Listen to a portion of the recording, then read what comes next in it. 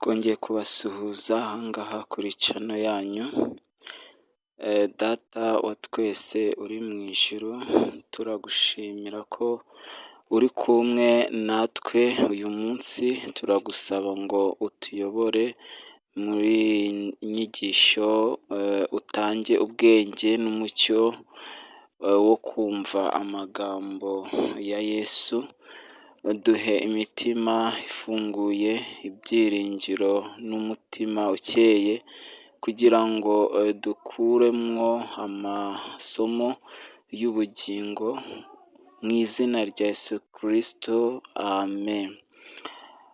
Ubundi Yesu yazanywe n'intego yo kuzana ubwami bw'Imana ku isi no mu mitima y'abantu, kwigisha urukundo no kubabarira abandi, guhindura abantu no kubaha ubuzima bushya mu Mwuka Wera, guhumuriza abababaye no gutanga ibyiringiro, gukiza abarwayi n'abafite ubugumba cyangwa ikibazo cy'umubiri,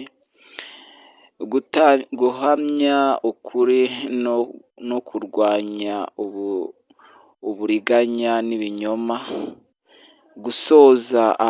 gusoza abantu kwiyumvanamo no kubana neza, gutoza abantu kwiyumvanamo no kubana neza, kwigisha amasomo y'ubugingo burambye, ibyerekeye ijuru n'ubugingo bw'iteka, gutanga urugero rw'ubuntu, ukwihangana no guharanira ubutabera, ndetse no gutanga agakiza n'umukiro ku bantu bose bemera ubutumwa bwe. Tugiye gusoma rero ijambo ry'Imana riri muri Matayo 5, umurongo wa mbere, turi bugere ku murongo wa 14. Abonye abantu benshi azamuka umusozi, amaze kwicara abigishwa be baramwegera, aterura amagambo ati: hahirwa abakene mu mitima yabo, kuko ubwami bwo mu ijuru ari ubwabo. Hahirwa abashavura, kuko ari bo bazahozwa. Hahirwa abagwa neza, kuko ari bo bazahabwa isi. Hahirwa abafite inzara n'inyota byo gukiranuka, kuko ari bo bazahazwa. Hahirwa abanyambabazi, kuko ari bo bazazigirirwa. Hahirwa ab'imitima iboneye, kuko ari bo bazabona Imana. Hahirwa abakiranura, kuko ari bo bazitwa abana b'Imana. Hahirwa abarenganirijwe gukiranuka, kuko ubwami bwo mu ijuru ari ubwabo. Namwe muzahirwa ubwo bazabatuka, bakabarenganya, bakababeshyera ibibi byinshi babampora.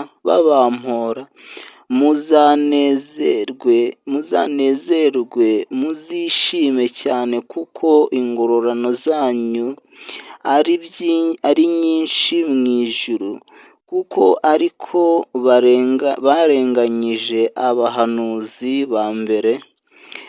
Muri umunyu w'isi. Mbese umunyu nukayuka uzaryoshwa n'iki? Ntacyo uba ukimaze, keretse kujugunywa hanze, abantu bakawukandagira. Muri umucyo w'isi. Umudugudu wubatswe ku mpinga y'umusozi ntubasha kwihisha. Mwakire neza ijambo ry'Imana. Aha ngaha Yesu aragaragaza abahiriwe muri Matayo ibice 5 umurongo wa 1 kugera ku wa 12, aho Yesu yari yicaye ku musozi yigisha abamukurikiye uko ubuzima bw'uwemera bukwiye kuba. Abahiriwe avuga si abafite ibyishimo by'isi, ahubwo ni abafite ishimwe rituruka ku Mana. Abahiriwe ni abakene mu mitima yabo, kuko umuntu wicisha bugufi imbere y'Imana aba ahiriwe. Ni abaririra abarimbuka, ni abibaza ku byaha n'imibereho y'isi, bakanga icyaha n'igisa nacyo, bagasubizwa no guhumurizwa n'Imana. Ni abiyoroshya bafite umutima woroheje, badaharanira gusumba abandi. Ni aboroheje n'abanyotewe gukiranuka,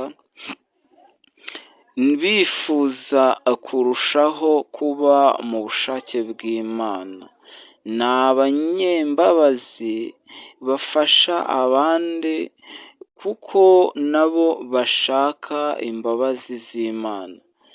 Ni ab'umutima ukeye, abakunda Imana nta buryarya. Ni abakunda amahoro n'abaharanira kunga abandi, kuganisha ku bumwe.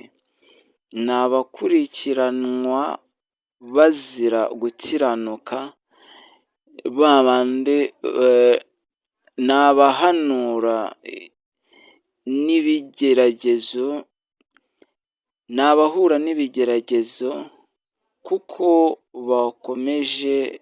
bakomeje kuba indahemuka. Bo bakageragezwa ariko bakabizira, bazira ko ari abakiranutsi, bazira ko banze gukora ibyaha ndetse n'ibindi bisa nabyo. Ni abahorwa Imana, bagahorwa ko barimo bavuga ubutumwa bwiza ndetse banakora imirimo yo gukiranuka ndetse n'ibikorwa byiza. Abahiriwe ni indangamuntu z'umukristo. Umukristo wese agomba kuba yubahiriza ibi Yesu yari arimo avuga, agaragaza abahire abaribo. Ni ibintu byo ku isi bituma umuntu ahirwa se? Ahubwo ni imibanire myiza n'Imana. Ibintu byo ku isi si byo bituma umuntu ahirwa, ahubwo guhirwa kwiza ni uburyo ubanyemo n'Imana. Abahiriwe bazabona ingororano mu ijuru. Si ibintu bishira, ahubwo ni iby'iteka ryose.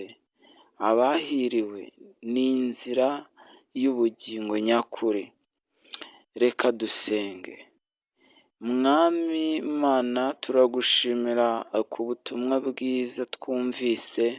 Turagusaba kuduha imitima yoroheje, urukundo rutagira imbibi, ubushobozi bwo kugaragaza imbabazi, gukunda amahoro no guharanira gukiranuka mu buzima bwacu bwa buri munsi.